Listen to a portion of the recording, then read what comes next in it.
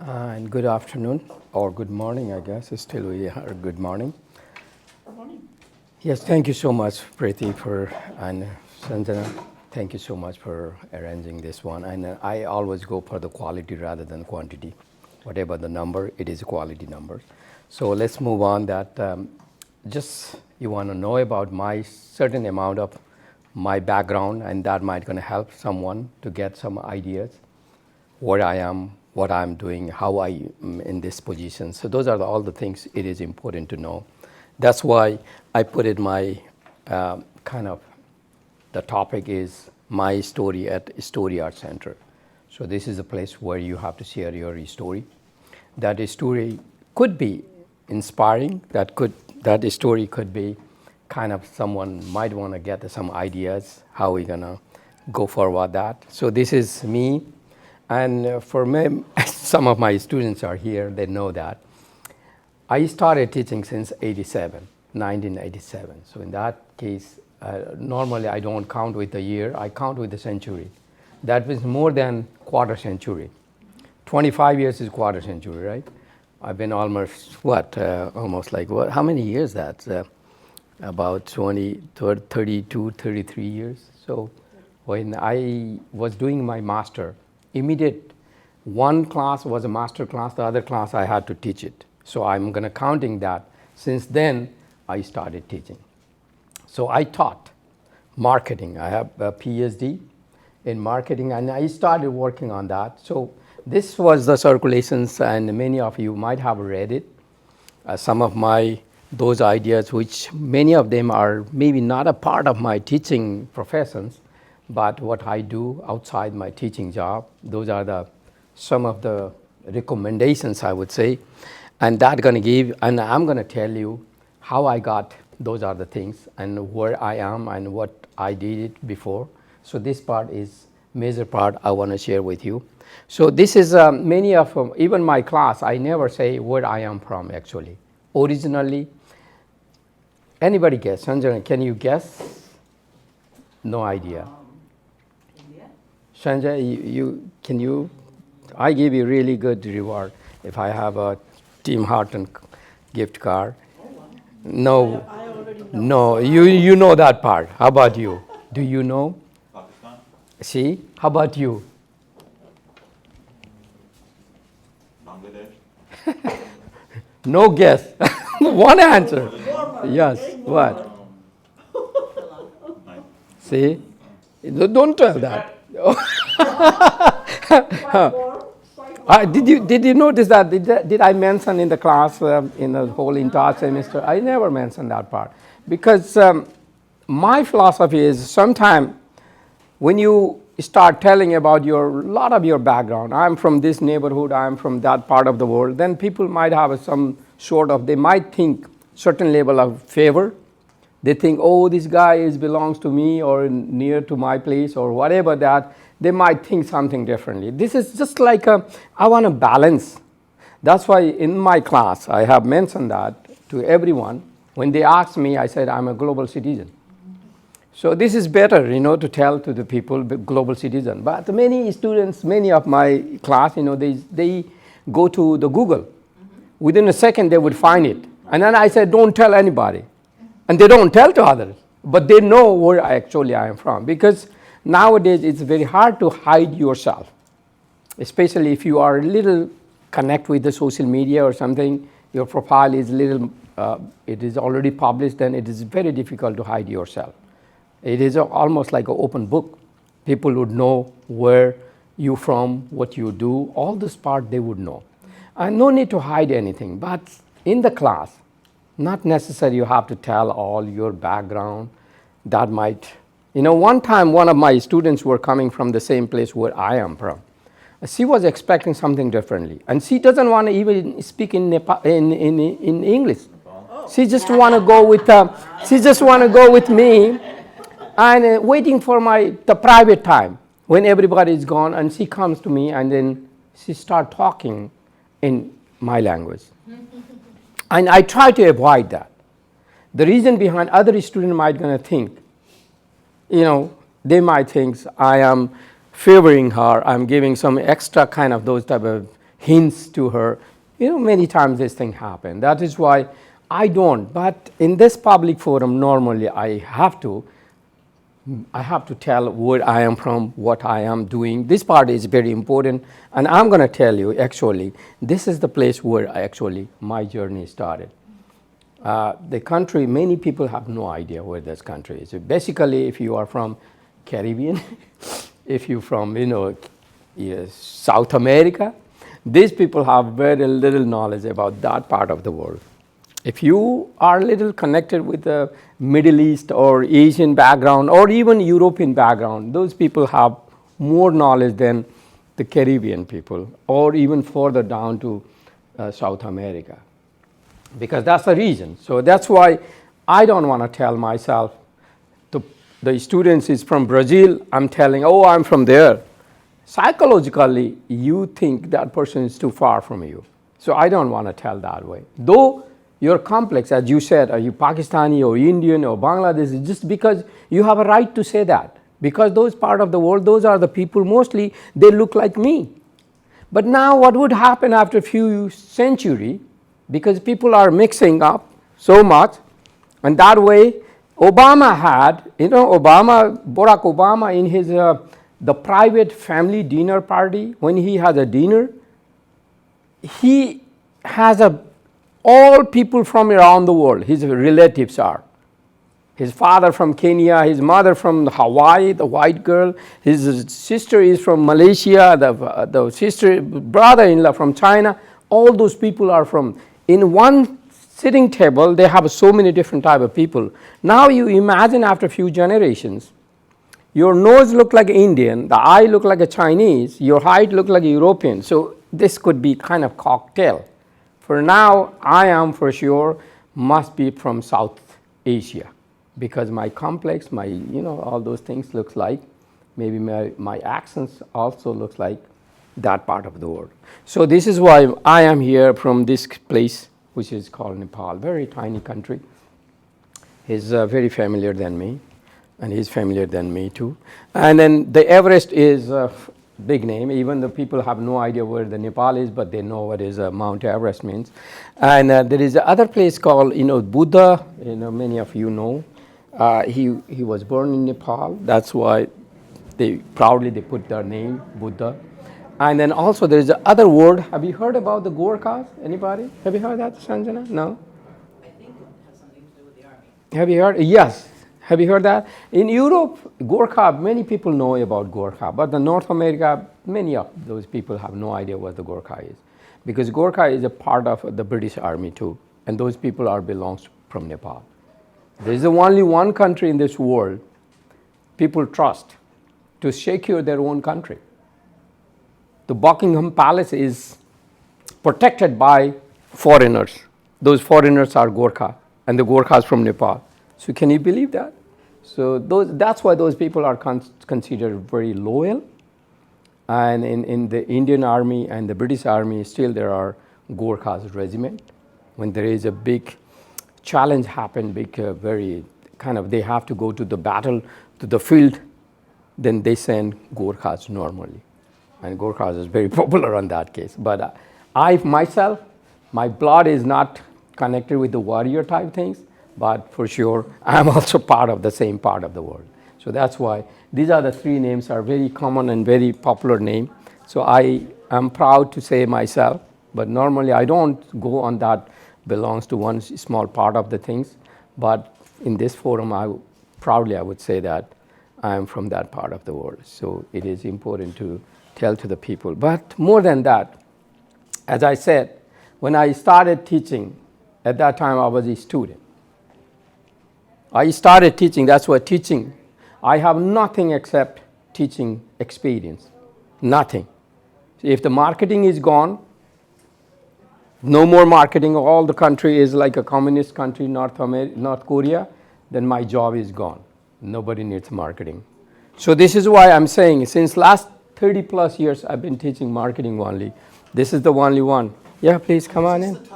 Yes, it is. Yes, please. I'm sorry, I think Yeah. So this is what the only one job what I am experienced in that case. I don't know anything except that. I always go to the class and teach That's it.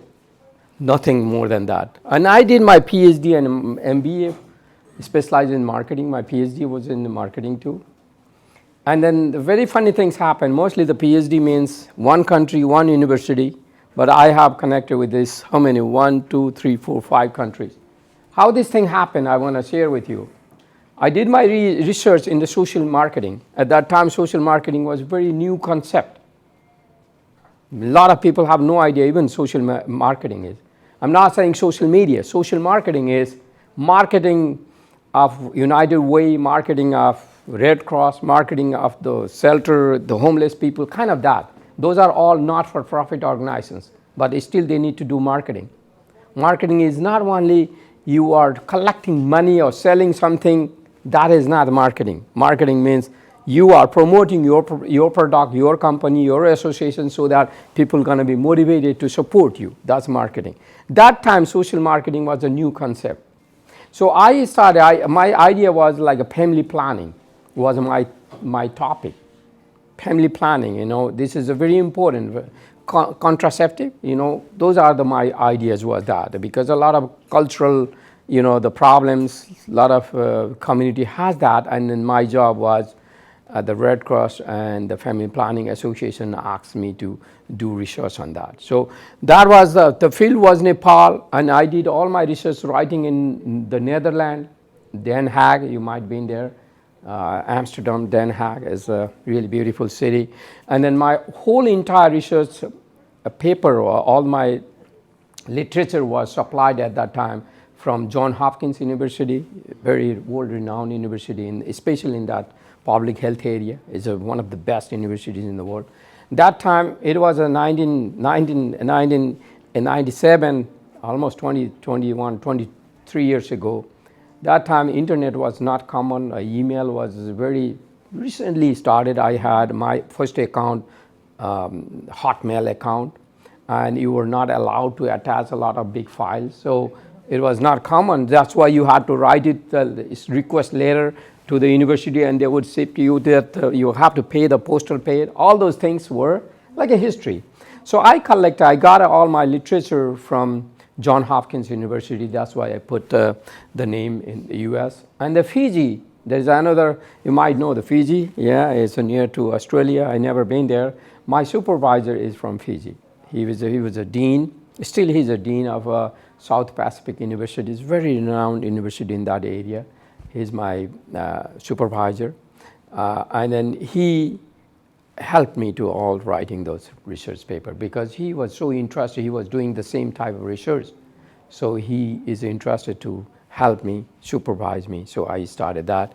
And then finally, I submitted my research thesis in India. So that is why the combined 1, 2, 3, 4, 5 countries combinations is my PhD. And right now I'm using those PhD knowledge here in Canada. So 6 countries.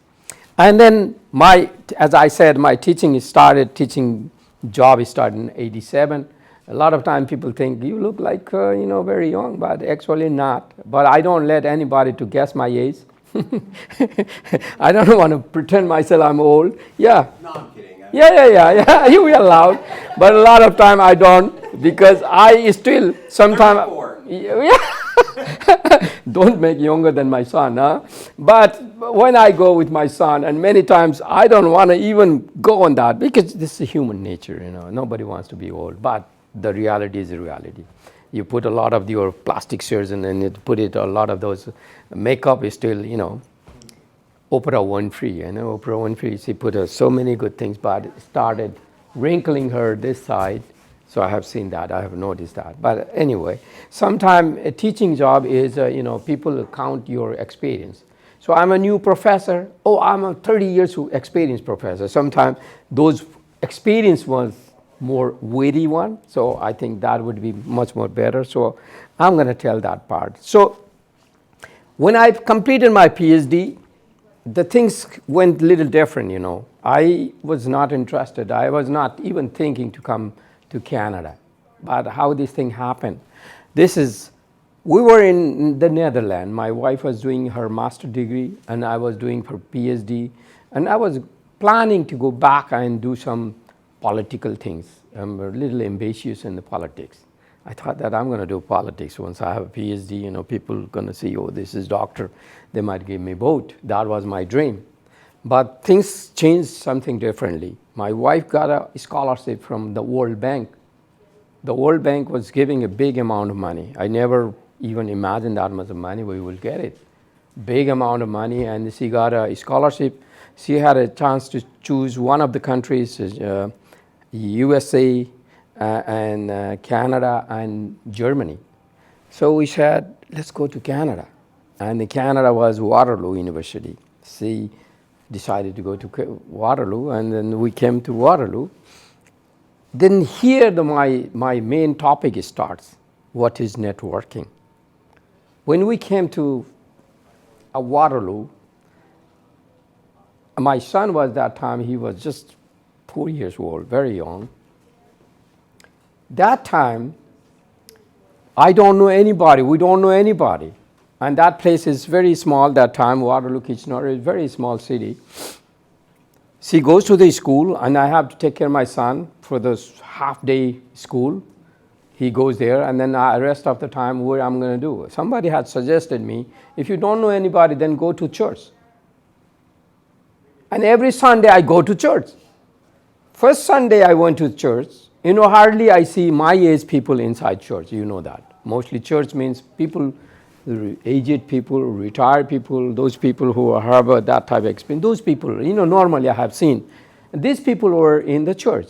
They saw me something different. When they saw me, a guy with a brown, short guy from different part of the world, and this guy is just coming to the church and sitting in somewhere and pretending that he is a kind of following all the things. I had no idea.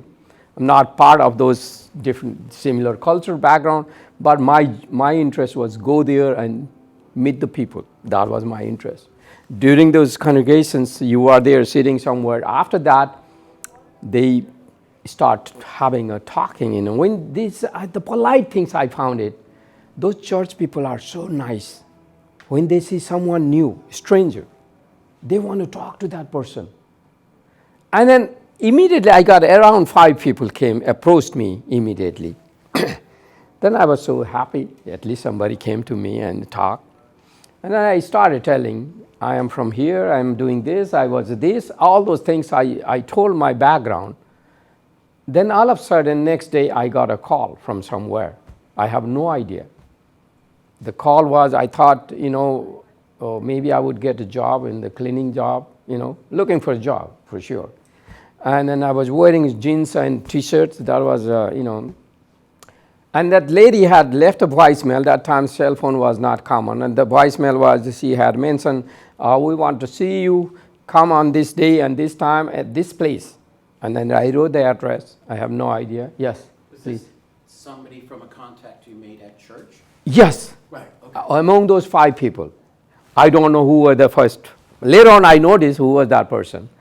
And then next day, I went to that place with this, seeing that address, and then looking that address, asking many people, and then finally I went to that place. That place was Wilfrid Laurel University. Wow, I said. I thought, oh, maybe I'm going to get some cleaning job, the washroom, all those things. Or maybe dishwasher, whatever that was, my expectations. I was ready for that. Then check the room number, and then following that room number, finally, I came just front of that. The room was written there, the program coordinator, marketing, the faculty, Professor Susan Ketchel. I still remember her name. And I said, wow, what to do? Why she called me? Why I'm going to this place? I was not sure what to do. When I opened the door, there were 5 people were sitting and waiting for me. I was 10 minutes late. 5 people were sitting. All 5 people were the faculty members. And she is the coordinator. That job was for a teaching job. I never thought that. I was not prepared even. Normally, you have seen that. You never have seen without tie, right? I am always with this type of person. But that day, And yes, you sir. had your doctorate now? What's that? You had your doctorate? Already, before coming to Canada, I had doctorate. Everything was ready.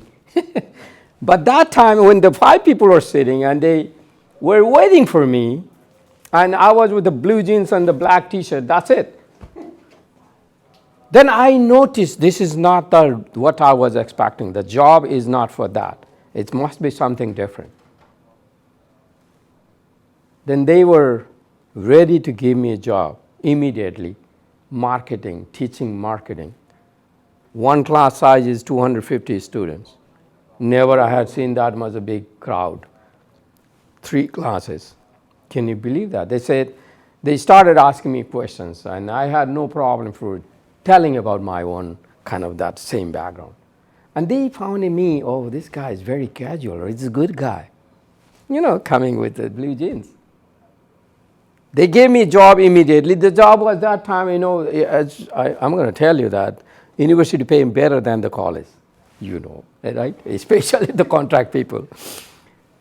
It was like close to 7,000 for one course, man, and 3 courses. That's a lot of money for me, because I was paying a rent for $500. And I had no car. I don't have to go to anywhere. I don't know anyone, so the money is a lot. That I got a job, and then I noticed. Then this is the point of what I want to share with everybody. The next day means next Sunday, I went back to the church. And this guy said, they started laughing. And I noticed this is the person who called to the coordinator, because they were a good friend. And notice that person was the vice president of the university. He himself was the vice president. Can you believe? He was a very low profile person doing all those church cleaning, all those things. All 5 of those people were great people. One was the senior surgeon from that, what was the hospital name? Grand River Hospital. I still remember, Grand River Hospital, the biggest hospital in the Waterloo region. He was the senior surgeon, one person. And this person was the vice president. And the vice president called to the coordinator, okay, I have one guy, okay, you want to talk to this person and then see for sure. When her boss says that, then she must have to follow that. Finally, the networking kind of that. And then I always remember that part. Since then, I noticed. And then later on I noticed why these people are helping me. That was the question for me. Because there are so many qualified people on the road. There are so many, we know. Why this person particularly helped me? There's a couple of the reasons I found it. The first part is the impression part is so important. And the part is the people have a very good attitude to helping attitude for those people who are needy, who are alone type of. More than that, I noticed those people had, all those 5 people were gone to Nepal several times. They were gone to Nepal. One of them, the doctors I mentioned, 14 times in Nepal. 14 times. He likes to go for the hiking close to not on the Mount Everest, close to yes. I love that. Yeah. We're going to Nepal to go hiking. Yeah. Sort of there. Yes, yeah, but they go for they have the base camp close to the Mount Everest, and then people just to walk. Even our Ann Buller went one time. Our past president, he also gone there. So he likes so much the country. His perception and his image. He likes so much about the country, and he wants to help somebody. He found the first person from that country. That is the reason he said, "I want to help to you." So connection is so many things. Sometimes you were in Italy, you were in China, you were in Japan, and you had got a really good extra support from somebody. You want to pay back to that. The person who is even not related, you want to help them. Same thing happened to me. And then I finally got it. Since then, never I was dreaming that I would get a job in this country, teaching job especially. Because I was thinking myself, I'm not that much qualified person. Sometimes, inferiority complex you might have yourself. That was my part. But when I got that job in the classroom, I managed myself. 250 students, 3 times a week, that I managed. That was the beginning part. And the networking started from there. So this is one of the very good, what you call my success story in this country, how it happens.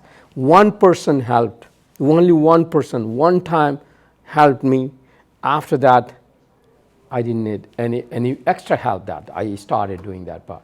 So this is some of those big part what I did it. I mentioned that's why the networking at church means I'm saying sometime in community center, go for volunteer job. And some people impress with you, and then the person, for sure, that person going to start helping you. Well, that is my beginning part, and that is my experience, and I want to share to everybody. And then when we finished, my wife finished her master's degree, and then we were looking for a job. At that time, the permanent resident, living in Canada, staying in Canada was not our dream. Complete your study, and I found it myself. I became so selfish that time. I thought that I'm going to get a job, man. I got it already, this big job. Now I can sell myself anywhere.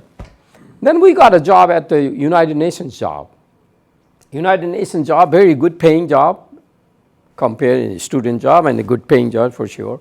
She got a job, I got a job, but we had to move to the different planet, I said. What is that? That's a country called Mongolia. Have you heard that? Mongolia? Yeah? Gobi Desert. Yeah? Gobi Desert, you're right. And the temperature in the winter is up to -40, man. That city is considered the coldest city, coldest capital city in the world, called Ulaanbaatar. We decided to go. And then she completed her master, and I completed the semester, and then I told to my coordinator I have to go. Then we flew. For 1.5 years we went to there. We got a really good job, and that place was something different what I did it myself. I work, then I had a very great chance to show my talent, what I can do. It is a very common job. I'm going to tell you what I did it in Mongolia. The World Bank gave a big amount of money.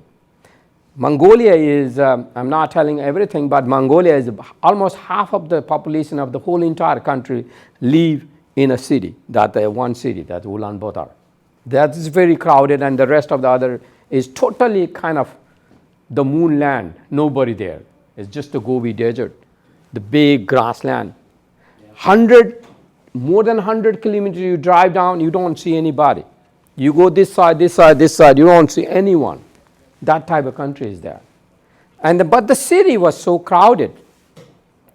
So my job was I had to manage the whole country's public enterprises marketing. It's a very challenging job. You know, China and Russia is between that country. That country was communist for 75 years. They have no idea what is marketing means. And they had so many public enterprises, all those supply coming from the government public enterprises. Now when the communists collapsed, there was nobody is like taking ownership. And their whole manufacturing companies was collapsing. They couldn't sell their thing, and they were shutting down, and everything is coming from China and Russia. And that was the challenge, and the World Bank spent money for that. My job is to start with that part. I did that, which is, my job was marketing, challenging with Chinese and challenging with Russian.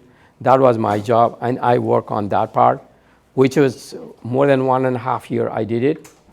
So the government of Mongolia gave me a big reward. That is the part which I work on that. So more than that, I'm going to go. Shall we go for a few more minutes? Or is it okay? Yeah.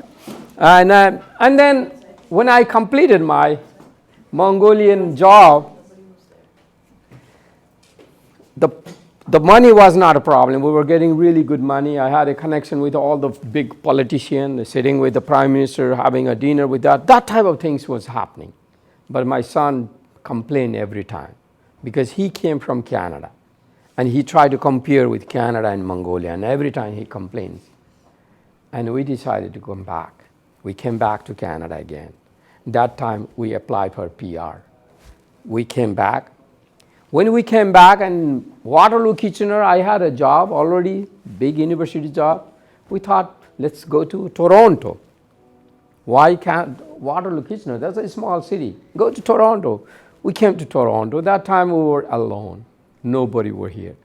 And we thought we were going to get a job with a similar type of networking. No way, zero networking. Nobody responds you. There is no other way that we were so frustrated. You don't want to go down to the job what you already hate that job, you don't want. That job is available, let's say the cab driving or maybe the security job or the working at the university, the restaurant is okay. But teaching, no way, you're never going to get it. That was the problem happened. When we came to Toronto, and then I was almost like 6 months, I was hopeless. Our saving was going down because there's no job. My wife somehow she got a job, and then at George Brown, see, this is again the networking starts. George Brown at that time, the first starting, a lot of foreign qualified people have a teaching background. George Brown designed a curriculum that is called College Teachers Training Program.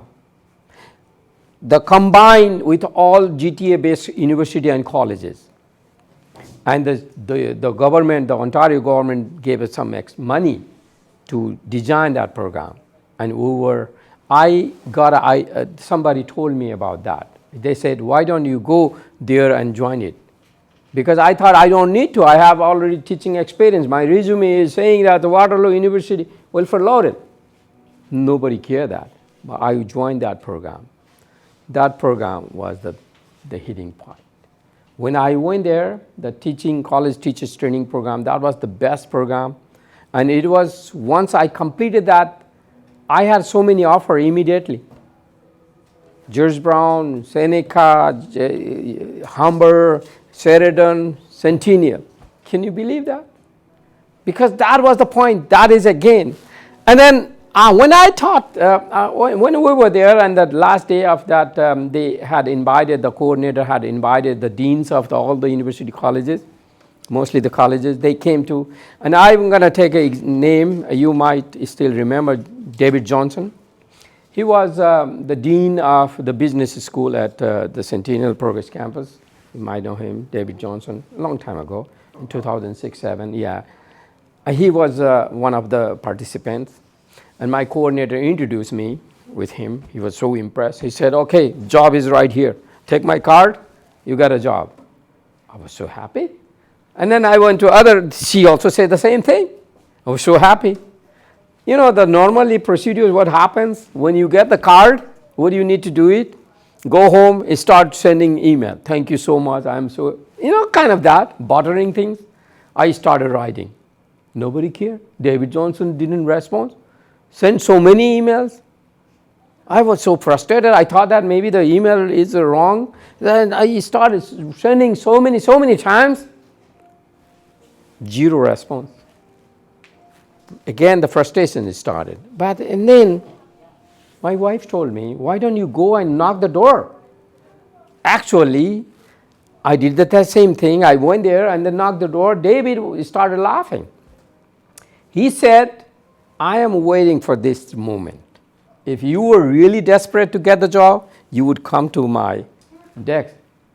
No need appointment. You don't get an appointment from the big people. They don't give you. Wait there outside. Wait hours, man. Maybe the guy say, oh, this guy is poor guy. I must help. But he didn't do that. Within a second, he came from inside and grabbed me inside and said, yes, I was waiting for this. If you were really keen to get the job, you would come this, not sending email, just making your formalities, you're just sending email and relaxing that yourself. Oh, they might going to respond. Nobody going to do that for you. So I went there, and he gave me job immediately. How many courses do you want to teach it? The contract job anyway. I was so excited. I got so many courses at the same time the first day without any interview, nothing. No resume even. Those formalities later on, he gave me all the jobs immediately. I started. And then George Brown already had offered me the same job. Now I have so much jobs. So much. I started bargaining with them. As if that I'm from Harvard University. I have heard that Harvard students sometimes they interview to those companies rather than them, right? I had that. And they gave me the same type of courses. I started almost like more than 5 years. I taught in both colleges. Actually, I was making more than what I make right now. You know that. You know, when you teach really good hours in many those institutions, you make more than what you are in the one place. But anyway, that was a journey. That was a success story. What I had that, and then just I want to share with you, marketing is. Many of you think I'm not just undermining someone. My job is what I said. I have a certain trademark. The trademark is, you have seen me on the hallway many times, right? Have you seen me in the hallway? Yeah, before? How about you? No. Have you seen me with the blue jeans? I'm not saying that part, sir. But my point is, I'm not saying that, but my philosophy is, I said. I'm a sports writer. I know, that's why I'm saying. That's why I'm saying. Not necessarily you have to. But many times what happens in marketing is, if your product is not that much good, but still you have to make a nice packaging. You know, the branding part, the packaging and labeling, that's going to attract your customers. Similarly, I think myself, from day one, only that first day at Walford Lauderdale, I was with the blue jeans and the black t-shirt. Since then, I always come with suit, right? This is not, I'm saying, undermine something, because marketing means a display. Marketing is an appearance. Marketing is your labeling and packaging. That I said. When you sell yourself, then it is easy to sell anything. You need to sell yourself first part. That is why people decorate their stores, decorate their product, decorate these things. Because based on that, as I said, if you are lab technicians, you are teaching something different which is not a part of business marketing, then not necessary you have to be. And there are so many good people never come with the fancy dress. Nobody can come. But my suggestion, I always tell to even my class, the overdress is better than underdress. At least overdress, this guy is crazy, always come with suit. Okay, that's fine. But that is the best part people recognize. At Progress Campus, hundreds of people, thousands of people are every day. I am sure that many of these people have noticed me, because I am a little different than the rest others. I always try that. And then my philosophy is, if there is a class, I wear tie.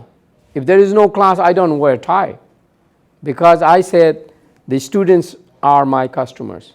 I must respect them. If they are happy, my job is safe.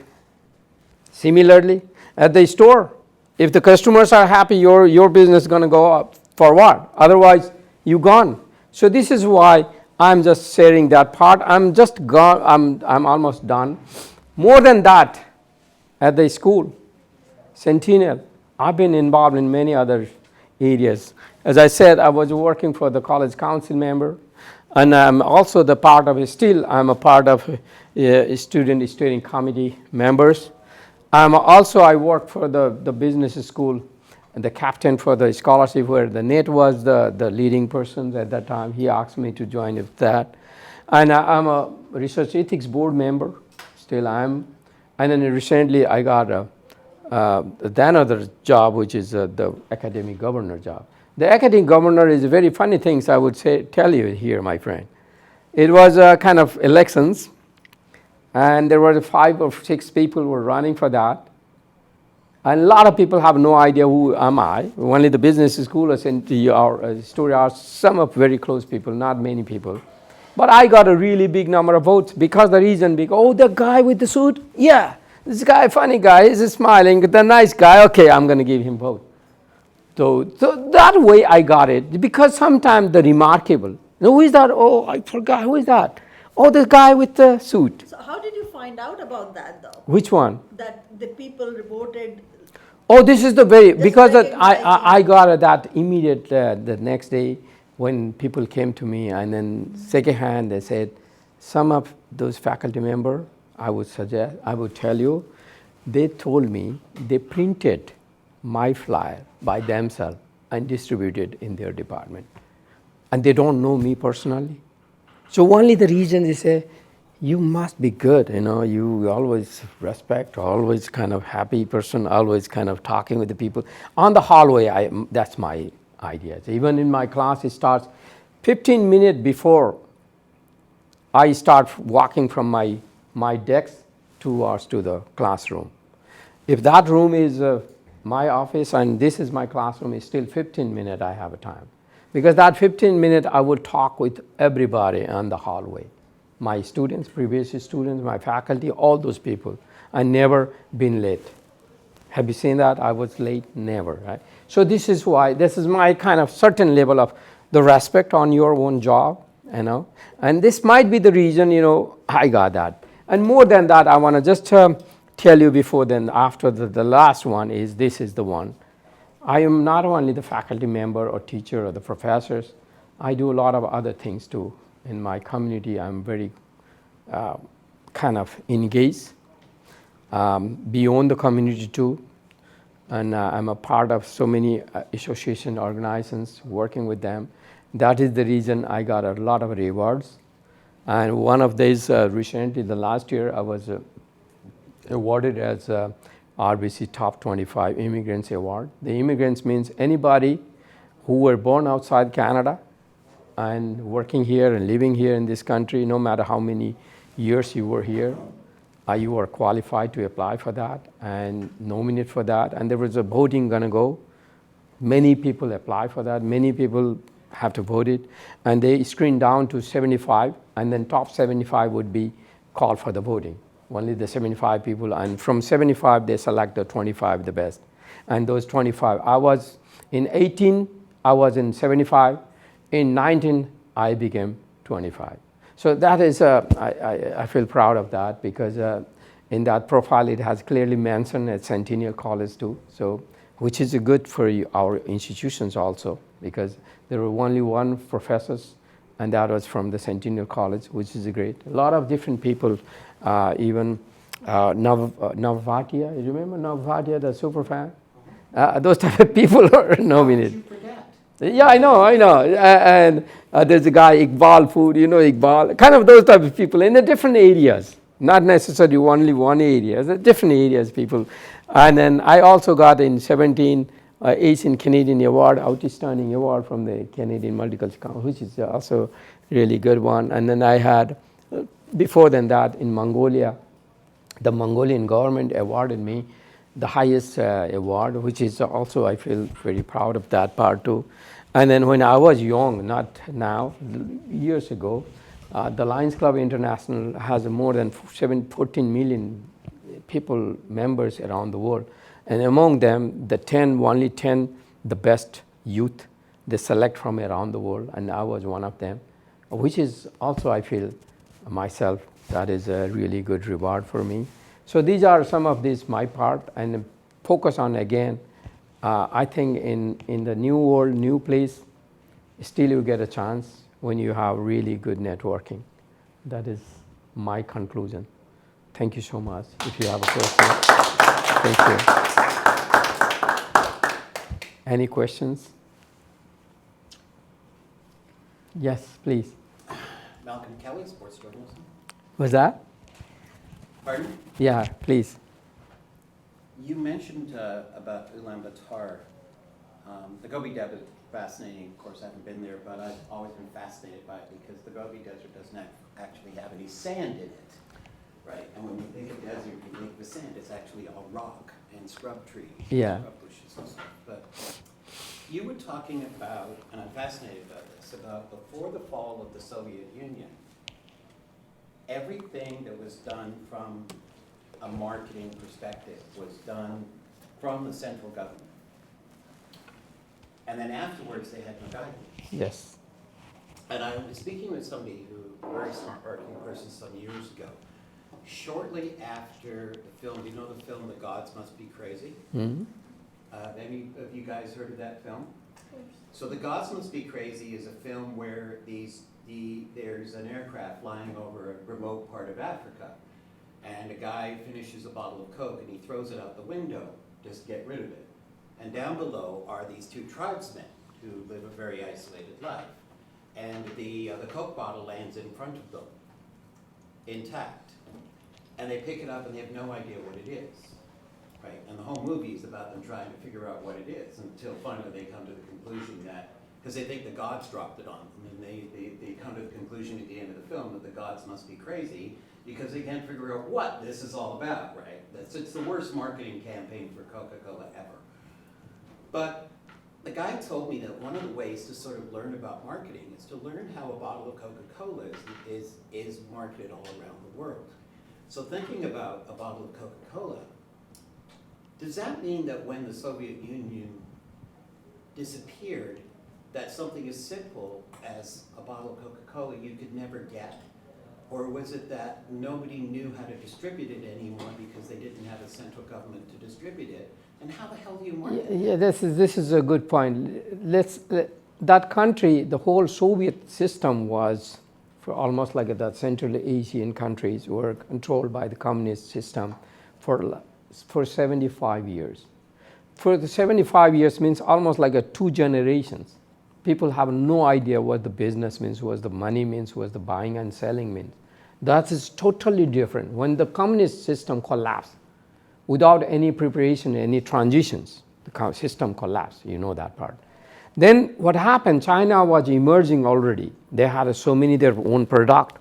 And Russia had their own too, but Chinese, everything from the milk, bread, and whatever you need for the day-to-day your life to survive, everything coming from China. Before than that, the Mongolian government, the central government had designed the way that their people must get everything whatever they needed from the Soviet system. When the companies collapsed, the manufacturing companies, who is the owner of the company, nobody knows. So how to sell that product in the market, nobody knows. How to make the profit, what is the break even, nobody knows. The main challenge was marketing. So my job was so easy. The job is, for me, it was easy. For them, it was a really new thing. So they had a contract, and they say the milk, dairy product, the bread, and then all day-to-day, whatever they needed. Those are all owned by the government, central government. Now there is nobody. Now they started manufacturing that. Someone took the ownership, but still they were struggling how to sell it. Compete with China, basically. Because there, as I said, the marketing means the attractions, promotions, the packaging, labeling, distributing, everything is included. But they have any modern system. So even the loaf of the bread, the bread, they put in the tiny plastic bag inside. There is no label, nothing. And the price is almost the same what the Chinese bread has. Chinese bread is a design and a nice packaging, everything. For sure you would buy that one rather than this one. Who cares whether this is Mongolian or Chinese? People care about the product rather than their certain identity. My job was how to promote that. I had to make it the same type of marketing strategy or better marketing strategy than Chinese product. That was my job. It went really great. I did a really easy job. Let me tell you one thing. There was one very big celebrity. The celebrity was a good name. She's very popular. Then I told to my interpreter, my counter person, say, can I hire that lady? Why? I need that lady for at least for a day long, and we will pay for her. We made an advertisement. That was not an idea for them. That being misinterpreted. Yeah, but no, I know, but that lady we announced that went to the radio and all the TV. We said, okay, she's coming on this day on this part because of the central part of the city. There's a big store, departmental store. We asked people to, join it there. Then when she appears there, and we asked her to distribute the sample to everybody. Hundreds of people lining up. She's just giving free for everyone. Of bread? The similar type of, bread, cookies, all those things what they make it, and they were just giving to them. That was a kind of good impressions. So many different, one of them, I used that. So did you also, and this is coming from my own experience growing up in India, where when we had, at some point, government had stopped, and I was young at the time, they had stopped Coke actually, Coke, Fanta, Pepsi, none of those brand products they had stopped importing, And then there was a certain time in the Indian manufacturing and product development where it developed indigenous products, right? Yeah. So there are, Thumbs Up is one of the, or Limca. Or, Yeah, there yeah. are- But, Which are but still, very- but still cola, Yeah. orange But they're soda still pops, that cola, sort of stuff. yeah, But but- it's locally manufactured.